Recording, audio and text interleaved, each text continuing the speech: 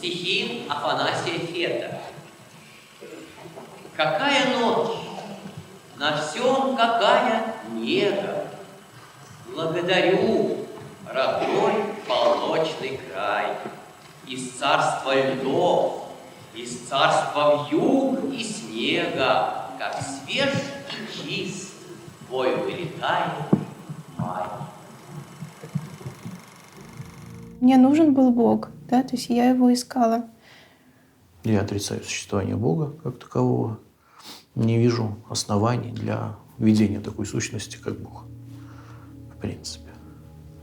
Ну, если что-то существует, оно как-то себя должно проявлять.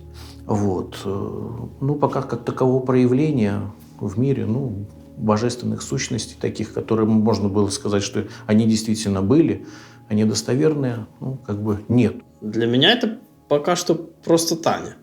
Ну, как бы. Моя сестра младшая,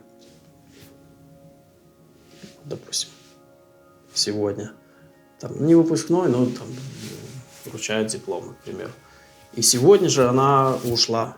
Это было, в принципе, в один и тот же день, прям, может, на следующий день. Я толком там не помню, ну, вот это было, то есть она решила свои дела в том мире и перешла в другой сразу же. Ну, я понимала, что это нужно, ну, как-то я, наверное, чувствовала это, что нужно, ну, поменять жизнь. Я бы на такое бы не решился. Это странно, что я вышла замуж, у меня был ребенок, она могла, ну, то есть видеть, в принципе, счастливую семью и семейную жизнь. И помогала мне всегда, ну, в этом. И молодая девушка должна, наоборот, захотеть выйти замуж. Именно в этот момент, когда она все это видела, она решила пойти. Я чувствовала, что я имею то, что вот не имеют вот люди, окружающие меня. Даже те, вот, с кем я училась. Ну, то есть я вот чувствовала вот эту какую-то такую привилегию. Я чуть-чуть догадывалась, но теплилась надежда, что, может быть, все-таки нет. Как-то влиять на это я пытался, но она все-таки была уже тоже более-менее взрослая, когда принимала такое решение. За пределы Вселенной мы заглянуть, в принципе, не можем, но все равно мы просто-напросто отодвигаем вопрос на одну ступеньку. Откуда взялась та же сущность? То есть, как бы, когда встает вопрос возникновения нашего мира, да, то есть, мы всегда упираемся в какую-то неизвестность, в конечную точку, куда дальше мы двинуться не можем. Вот, то есть, как бы, атеисты исключают лишь, одну цепочку, верующие считают, что прежде чем возник мир, было еще нечто, что создало этот мир. А Вселенная в любом случае конечна, она когда-нибудь прекратит свое существование. То есть даже если у нас есть, мы построим себе, найдем цель для нашей жизни, там, цель для жизни там, наших детей там, и так далее, вот, все равно в конечном счете абсолютная глобальная цель невозможна, потому что все погибнем в любом случае. Мне существовать, допустим, нравится. Вот. Хотя есть свои там трудности в существовании, но зато есть какие-то радости. То есть, как бы, прерывать свое существование, естественно, я не желаю. И фатализма такого нету, что раз все равно будет в трарары, так давайте все в трарары. Да, можно сказать, что вот тут взял, прервал жизнь, все равно ничего не изменится, да. Но с другой стороны, это не компьютерная игра, где сохранился, не понравилось, заново что-то запустил, там героя там уничтожил в игре, из сохраненного вылез. То есть жизнь одна. Больше ее ничего не будет, дальше ничего не будет, поэтому желательно ее прожить как можно дольше, естественно, как можно комфортнее.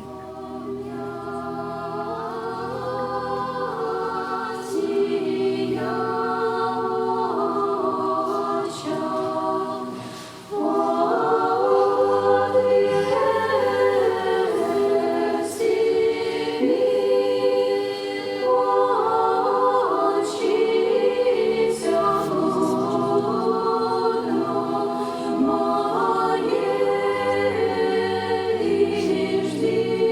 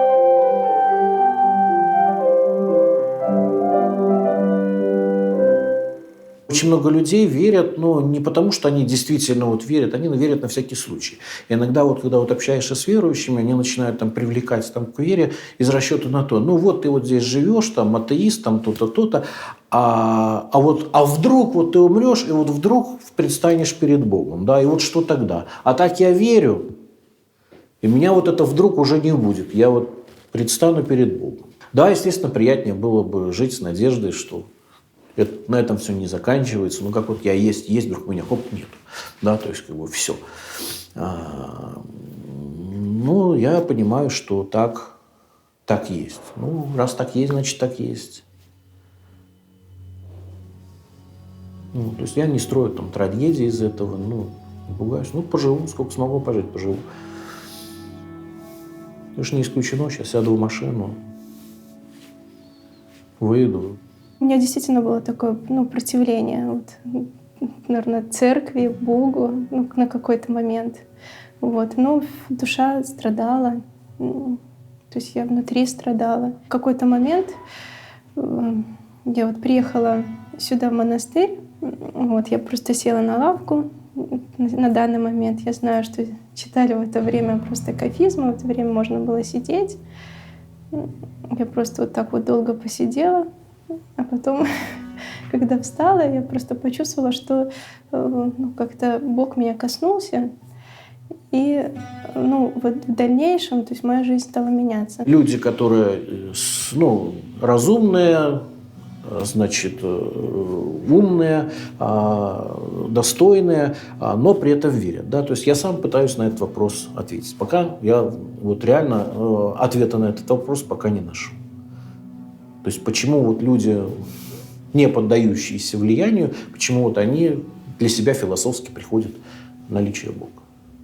Ну, не сразу, то есть человек может ну, все как-то понять, воспринять. То есть это, ну, это какой-то путь, этапы, да, которые человек проходит ну, на этом пути, ну, которые должны привести его в Царство Небесное. Сестра наша Ольга пострижает волосы главы своей в знамени отрицания мира и всех в мире, и в отвержение своей воли и всех плотских помыслов.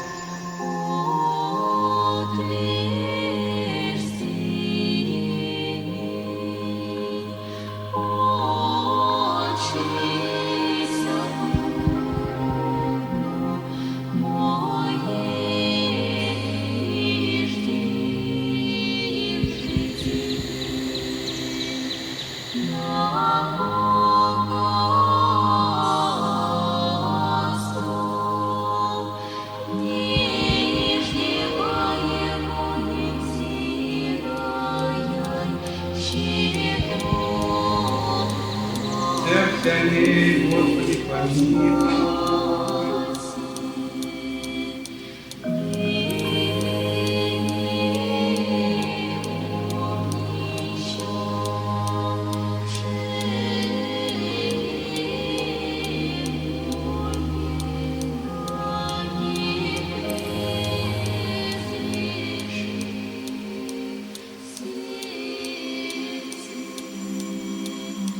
Сестра наша Ольга приемлет парамат во обучение ангельского образа во всегдашнее воспоминание благого иго Христова взятия на себе.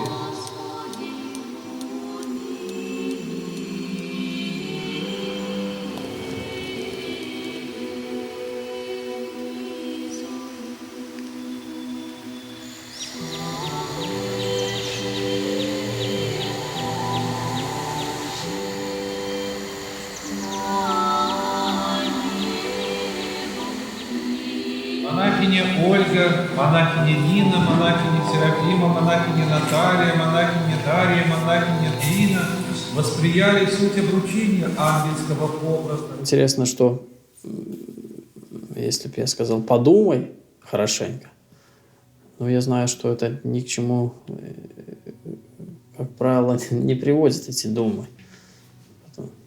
Тут надо что-то почувствовать. Но не приходит это само. Вот захочу я почувствовать, я же не смогу. Это надо вот как-то что-то чтобы какое-то чудо произошло. Вот эта борьба это хорошо. Ну, вот я считаю, что когда человек вот несет эту борьбу какую-то вот в себе. То есть вот это и есть жизнь.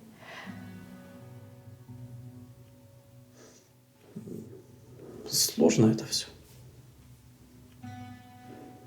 И сложно, и это, в принципе, сказать, не для публичного обсуждения. Это как бы оно, есть и есть. И вообще вопросы веры, и вопросы... Это очень, как для меня это очень, очень лично и очень интимно, и это... я никому вообще про это не рассказываю. Вообще никому. То есть, что касается меня. Я говорила, да, о каком-то периоде сомнения, когда ты, колебался. Но на самом деле, это воля Божья. Сам факт этот все равно он повергает человека в шок, как бы там ни было, я не знаю. Можно поработать год, два. Она считала, что а зачем тратить время на какой-то год-два, что изменится через эти 2 года, 3. Почему? Что такое, что случилось у нее в жизни, что она вот так вот? Может, это несчастная любовь какая-нибудь или что? И до сих пор, не то что негативно, но мне это не нравилось абсолютно. Главное, я думаю, что для человека это исполнить волю Божию. Это путь борьбы. Трудно сказать. Просто я же как бы ее знаю. Я принимаю ее, какая она есть.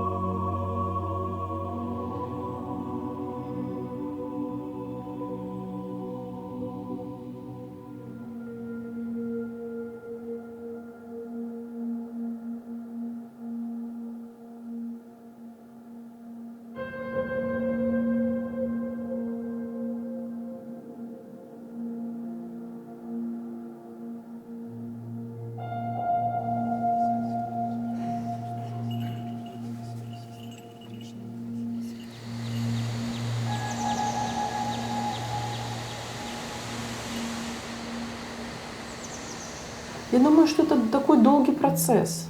Это процесс, это не просто конкретная какая-то ситуация или событие. Это просто процесс прихода души к Богу. Наверное, отдалился, но отношение там не поменялось у меня к ней. В принципе. Просто мы стали дальше. Сейчас я знаю, что она на своем месте. Я очень рада за нее. Только рада за нее. Я чувствую, что она на своем месте. Я счастлива, за нее. Не одобряю, но уважаю этот выбор. Так можно сказать. Не до конца принимаю, но с уважением. Все-таки это решение не просто. Это не, как сказать, не такое уж простое, как кажется. Сложно. Это все. Сложно предвидеть. Мы, может быть, вот я говорю, сложно.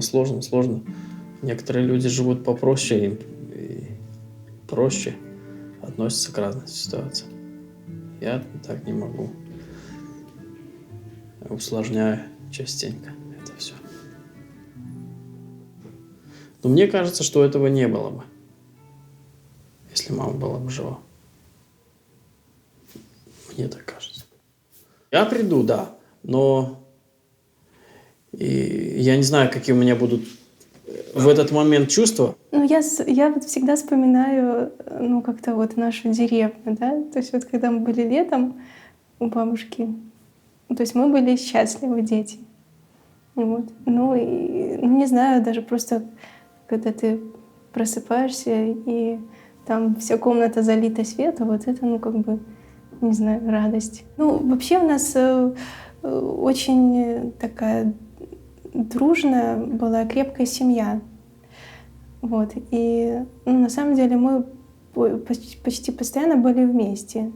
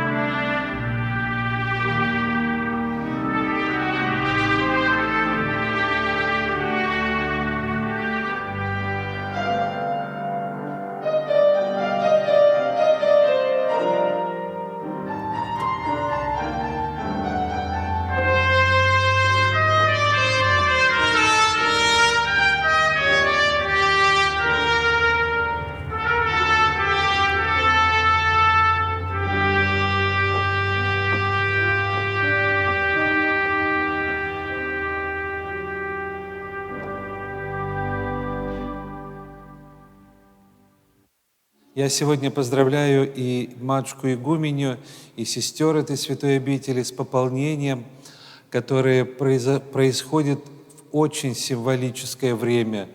Прошло 100 лет с того момента, когда враг рода человеческого, дьявол, пытался разрушить нашу церковь и наше Отечество и уничтожить народ наш православный.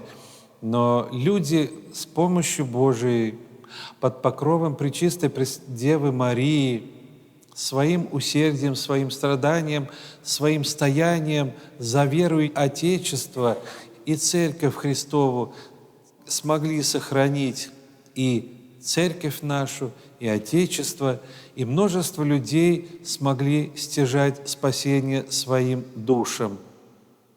Рассуждая на эту тему, предлагаем внимание то, что происходит в нашей обыденной жизни. Вот представьте себе, что мы с вами сегодня это очень понятно будет, если мы с вами через телекамеру, но без звука.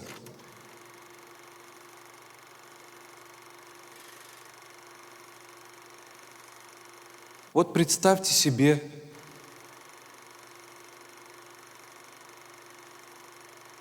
мы не слышим, но видим.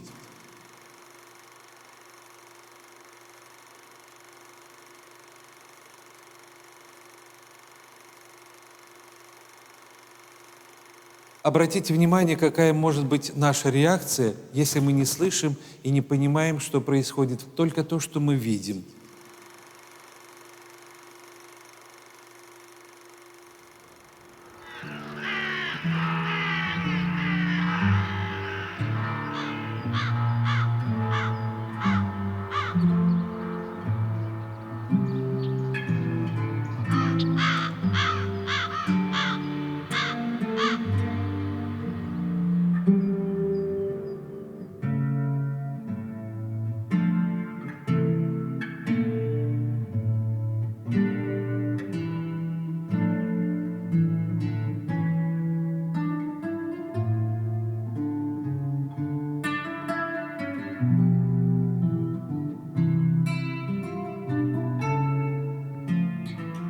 Вот примерно то же самое происходит и в нашей духовной жизни. Нам было непонятно, почему Господь попустил страшные годы лихолетия, Октябрьскую революцию, междоусобную брань. Но если Господь действительно всесовершеннейшая любовь, то все, что происходило, происходило по нашим грехам.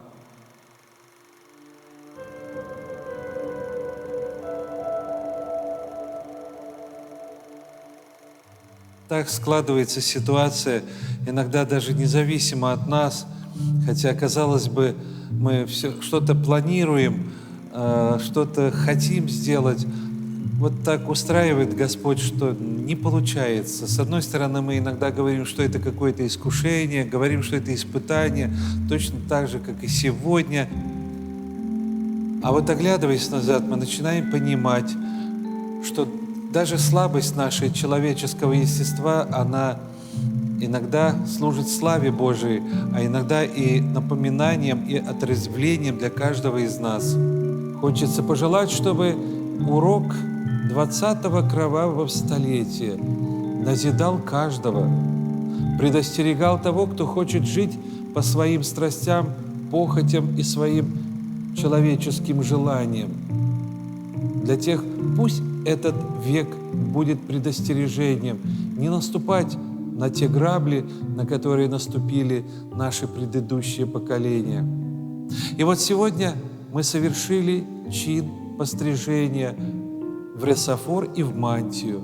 Это еще одно такое яркое свидетельство того, что Церковь наша жива, того, что любовь Божия простирается и до сегодняшнего дня, и будет простираться до скончания века. Сестры, которых мы сегодня постригли в ресофор и в мантию, они отверзли свое сердце и желают, чтобы Господь пришел и вселился в их сердца. Бытия чтение, Ной же лет 600 и потоп водный бысть на земли. В ниде женой и сынове его, и жена его, и жены сынов его с ним в ковчег, воды ради потопа. И от птиц чистых, и от птиц нечистых, и от скот чистых, и от скот нечистых, и от зверей, и от всех годов, присмыкающихся по земли. Два внедошек мною в ковчег, мужеский пол и женский, як уже заповеда Господь Бог мною. Да исправится молитва моя, яко кадила пред тобою, воздеяние руку моею, жертва вечерня.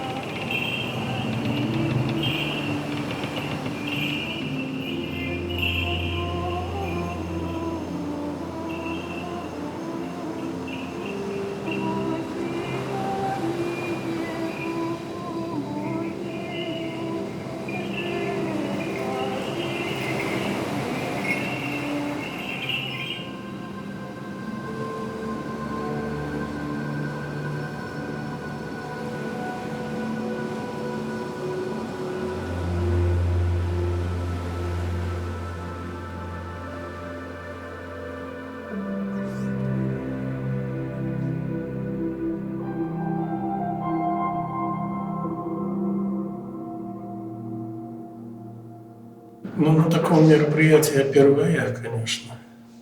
Волнение, конечно. Волнение того, что среди них моя дочь.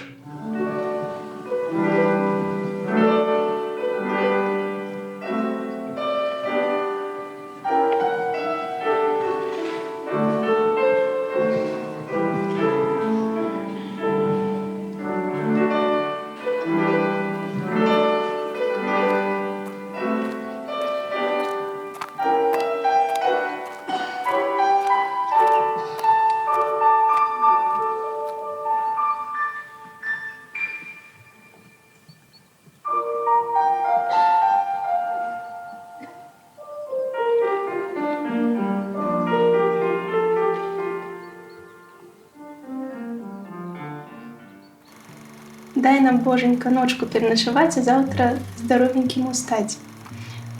Вот, ну, мы становились перед иконой, ну, вот, произносили эту молитву. Ну, и кроме этого еще, ну, просили то, что мы хотим, вот, чтобы Бог нам дал. Вот. Ну, о чем мы просили? Ну, чтобы было солнце, была хорошая погода. Всякие такие детские у нас были просьбы к Богу. Наша жизнь в деревне, конечно, ну, такая она очень яркая, ну, яркие воспоминания. Когда в какой-то такой свободе, на природе, того, что я говорю сейчас, мне кажется, у современных детей этого очень мало, такого детства. У меня такие моменты, вот несколько вот в детстве, когда тебе от чего-то стыдно было вот несколько раз. Душа от этого мучилась, и Я как-то собиралась так и как-то рассказала маме своей, ну, вот, какие-то вот эти моменты.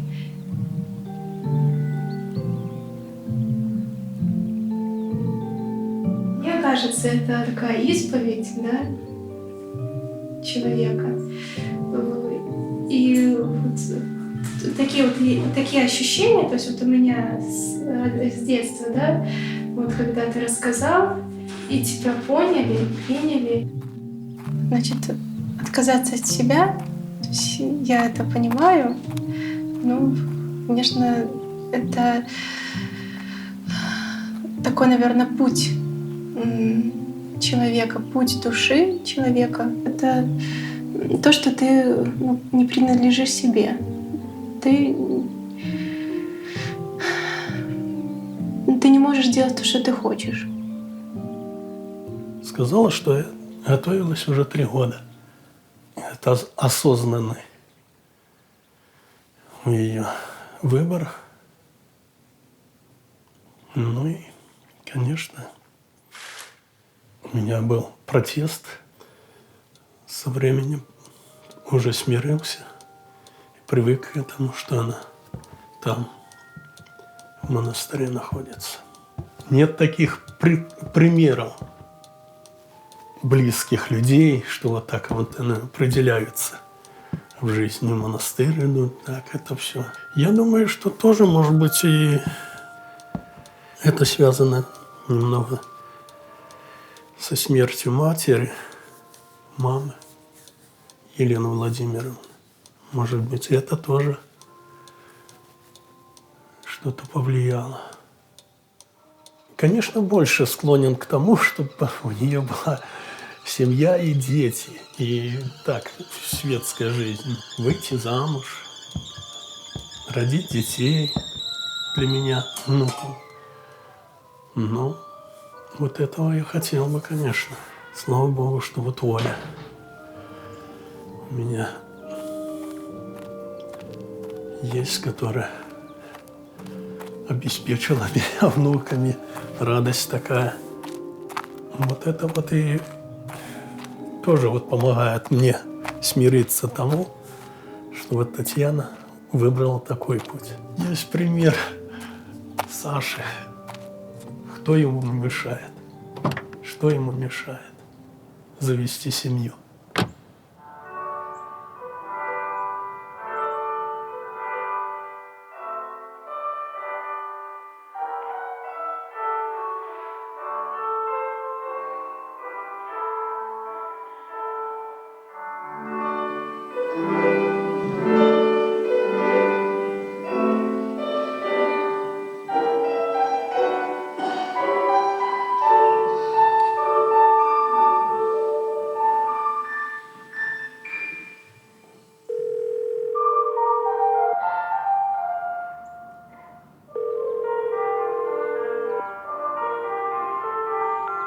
Абонент временно недоступен.